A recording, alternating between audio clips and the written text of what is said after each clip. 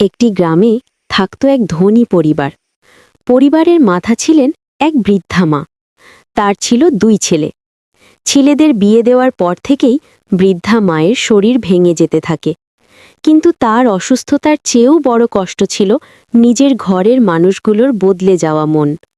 2 পুত্রবধূ ছিল রাগী আর লোভী। তারা চাইত বৃদ্ধা মায়ের সব সম্পত্তি নিজেদের নামে করে নিতে। এই লোভে তারা স্বামীদের উস্কানি দিত। মায়ের ওপর শুরু হয় অবহেলা আর অত্যাচার। ধীরে ধীরে 2 ভাইয়ের মধ্যে সম্পত্তি নিয়ে ঝগড়া মারামারি শুরু হয়।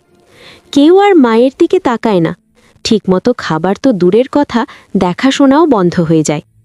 একদিন তারা সিদ্ধান্ত নেয় এই অসুস্থ বৃদ্ধাকে আর রাখা যাবে না। নিজের ঘর থেকেই তাকে বের করে দেয়। বৃদ্ধা মা রাস্তায় আশ্রয় নেয়। দিনের পর দিন না খেয়ে, অবহেলায়, কষ্টে সেই রাস্তাতেই তার জীবন শেষ হয়। শেষ পর্যন্ত সম্পত্তি রইল, কিন্তু মানুষ রইল না।